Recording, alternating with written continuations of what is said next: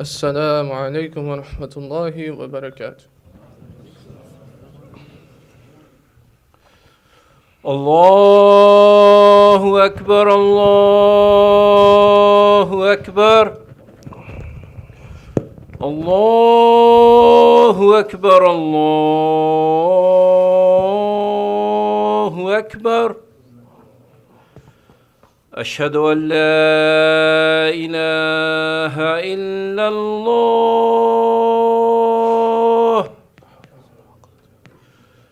أشهد أن لا إله إلا الله.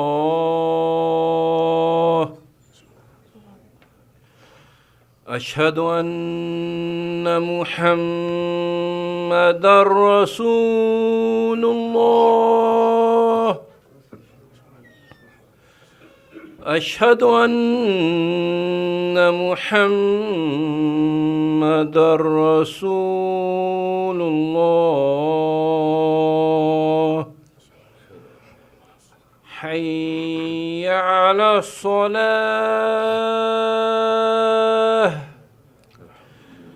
حي على الصلاة.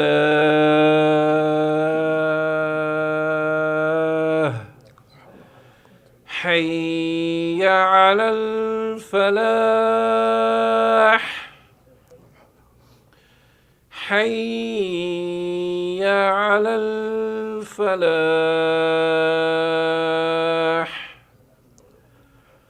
الله أكبر الله أكبر. لا إله إلا الله.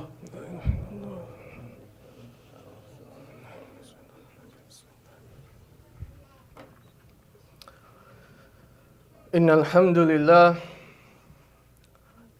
لله نحمده ونستعينه ونستغفره ونؤمن به ونتوكل عليه ونعوذ بالله من شرور أنفسنا ومن سيئات أعمالنا. من يهده الله فلا مضل له ومن يضلله فلا هادي له.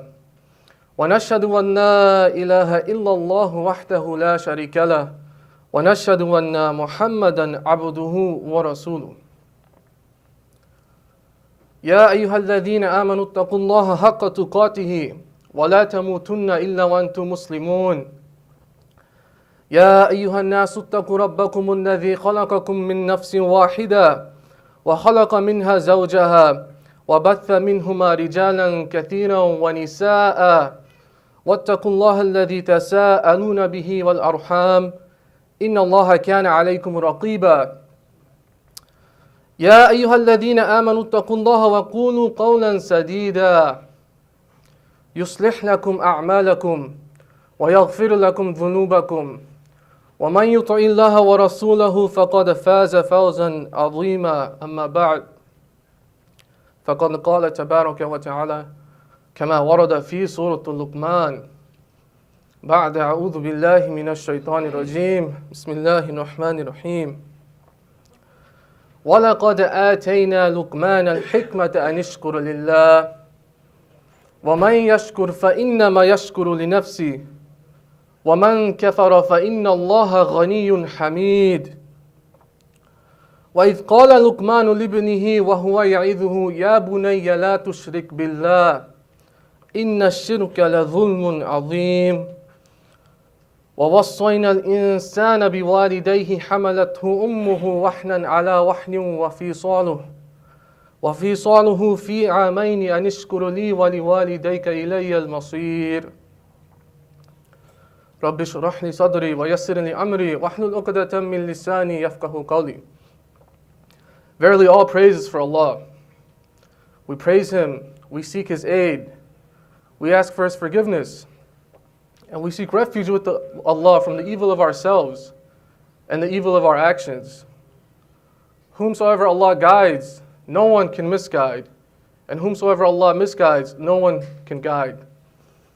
And I bear witness that none has the right to be worshipped except Allah alone, having no partners, and I bear witness that Muhammad sallallahu alayhi wasallam was his slave and final messenger.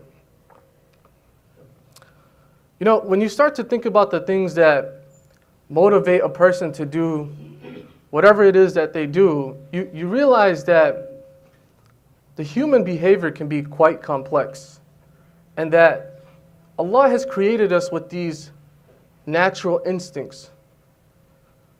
That for one single action, a person can have multiple motives, multiple reasons for doing this action. For example, someone who maybe is looking for a job and wants to enter the work field. For one person, it might be the fear of poverty, the fear of not being able to take care of themselves that drives them towards this action. But for someone else, it might be a genuine passion or an interest in whatever that work or industry is. But what we see is that we have the same action, the same end goal, yet two people having totally different motives, totally different reasons, which leads to a different attitude in whatever it is that they do. And the opposite of this also seems to be true, right? That a person will avoid things for several reasons. A variety of reasons can be the motive for why a person chooses not to do something. But in both of these cases, the phenomenon that we see is that within human behavior, generally speaking, people will do the things according to how they feel. Their natural feeling towards that thing is what drives them towards an action or inaction. So whether it's love, fear, hope, these are the kind of emotions that really drive a person towards a certain type of behavior. And the important thing to understand about these natural feelings is what they all have in common, which is that these are inherent feelings that Allah has put within our own nature, our own fitrah. We don't intentionally decide to feel these emotions, right? These are emotions that we have in response to some sort of external experience. But what we find is that these are the driving forces that tend to push us towards doing something or pulling us away from doing something else. There is, however, one other feeling that is within our nature. Again, a feeling that we don't have to invoke, that we will feel this by the very fact that we exist. This feeling is gratitude, shukr. This concept of feeling thankful for something that's been given to you, and then having the desire to express your appreciation for whatever that is. And so this is the topic that I chose for my khutbah today, is thankfulness, but using thankfulness as a source of motivation. The topic of gratitude and shukr is something that I'm sure we've all heard so much about, time and time again. We understand what it is to be thankful. We understand the importance in being thankful. And we might even understand how we can practice this concept of gratitude. But I wanted to use a part of this khutbah to really focus on how we can leverage or use this natural feeling we have of being thankful as a motivation to change our behavior and start to develop habits that are pleasing to Allah, and start to develop the type of behavior that pull us away from the things that displease Allah. And for us to really understand this, first we have to reflect on the process of shukr. This foundational understanding of gratitude is necessary for us to reach the ultimate goal. The process of shukr, obviously, it starts with someone doing something for you, right? A person feels like they've gained something, some sort of benefit is provided to this person, and they recognize that this benefit came from somewhere, that there was a source of this goodness, this benefit that came to them. As Muslims, we don't believe in this idea of luck or coincidence. We understand that everything happens by the permission of Allah. And so when a person feels like they've been done well to, some sort of benefit has come into their life, then what we see is the first step, which is this warm feeling that comes into your heart. You know, somebody does something for you, you weren't expecting it, it was a really nice gesture, you'll feel this thing in your heart. And then the second step is that you'll naturally want to repay that favor, right? Whatever it is that the person did, you might think, I should do something as a proportional response to whatever this person did. See, this right here is shukr. This is the essence of gratitude, is to feel that warmness and then want to return the favor. Now, of course, there is an exception to this, right? There are people who are legitimately just ungrateful in this world. We live with people like that today. It's sad, but it's the reality. You know, that someone will do something good for them, but they don't go through this process of feeling like good was done and then having the desire to repay that favor. That's not something that happens in their heart. And it might be because, you know, their nature, their fitrah has been polluted. Maybe, you know, they might be living in a moral or evil lifestyle. But for those of you who have this sound, this pure nature, this process of shukr will come to you naturally. Meaning you won't have to do anything, right? When someone does something good for you, you'll automatically feel that within your heart. And then you'll want to respond.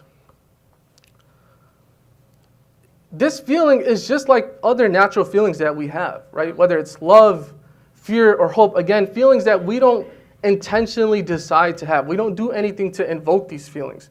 They just come to us by our very nature. Even a person who doesn't follow Islam, for example, will also experience this.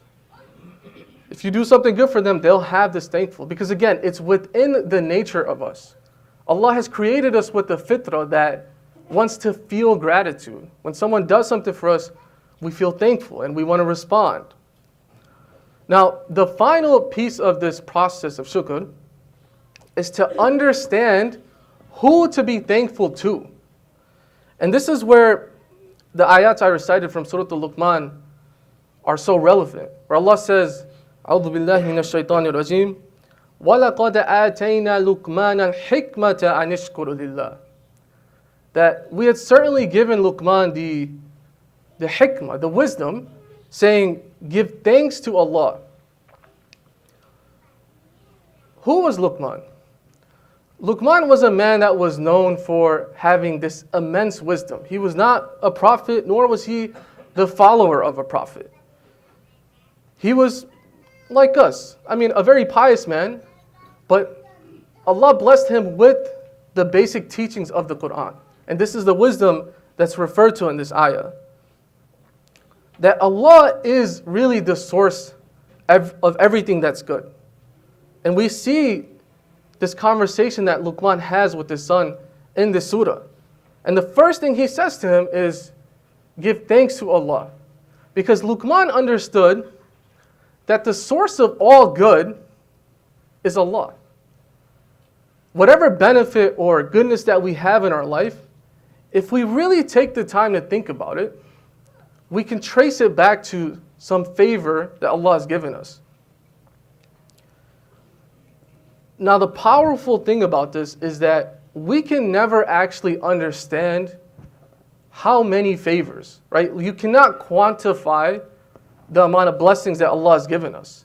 Allah Himself says this. وَإِن تَعُدُّوا نِعْمَةَ اللَّهِ لَا تُحْصُوهَا. That if you were to try to count the favors of Allah, the favors from Allah, you wouldn't be able to. So trying to thank Allah is not really what we're being asked to do. Trying to thank Him for every single thing. Because again, we will never be able to actually do that. We can't even imagine the number of favors that